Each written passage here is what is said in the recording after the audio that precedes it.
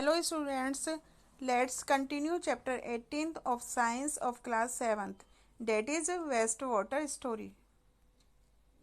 Today we will study about wastewater treatment plant.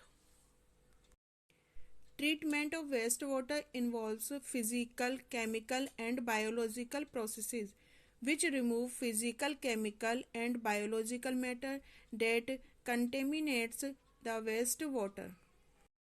Wastewater is passed through bar screens. Large objects like racks, sticks, cans, plastics, packets, napkins are removed. Students, you can see in this figure. Water then goes to a grit and sand removal tank. The speed of the incoming wastewater is decreased to allow sand, grit, and pebbles to settle down. Students, you can see in the figure, this is grit and sand removal tank.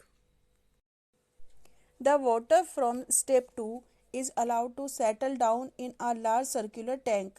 Solids such as feces settle down at its bottom and are removed with a scraper. This is called sludge. Lighter oil solids are removed with a skimmer. The water so obtained is called clarified water.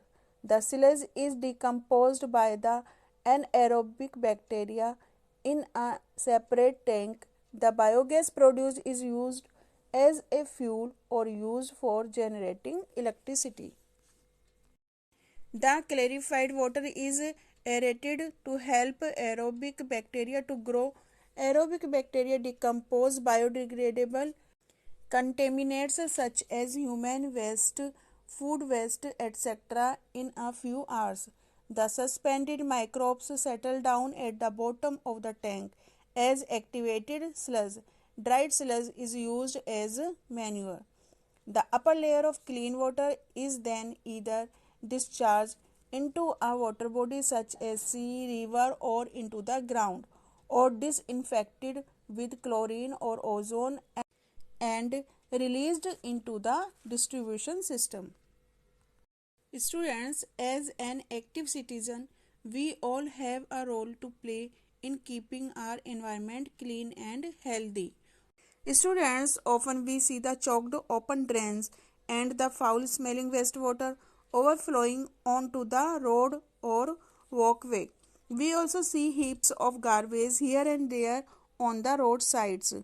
Flies and mosquitoes breed on them. Such unhygienic and unsanitary conditions are likely to cause diseases in the area. We ought to be sensitive to such environmental conditions, such as a responsible citizen. Along with the residents of the area, you should approach the municipality or the Gram Panchayat or maintaining the hygienic condition around. Students, we should believe in the proverb charity begins at home. If your home and the surroundings are clean, the colony will be clean. When all colonies are clean, your town or city will be clean.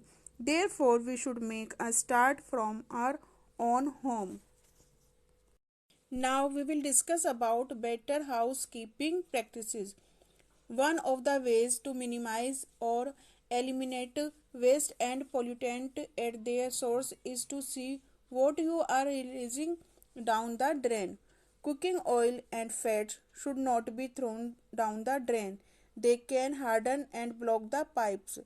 In an open drain, the fats clog the soil pores, reducing its effectiveness in filtering water through oil and fats in the dustbin. Chemicals like paints, solvents, insecticide, motor oil, medicines may kill microbes that help purify water. So do not throw them down the drain. Used tea leaves, solid food remains, soft toys, cotton, sanitary towels, etc. should also be thrown in the dustbin. These waste choke the drains. They do not allow free flow of oxygen. This hampers the degradation process. So students, we should not throw everything in the sink. We should use dustbin in kitchen. Students, it has been suggested that we should plant eucalyptus trees all along sewage ponds. These trees absorb all surplus wastewater rapidly and release pure water vapor into the atmosphere. Students, this is the end of today's session. We will continue this chapter in next video. Up till then, thank you.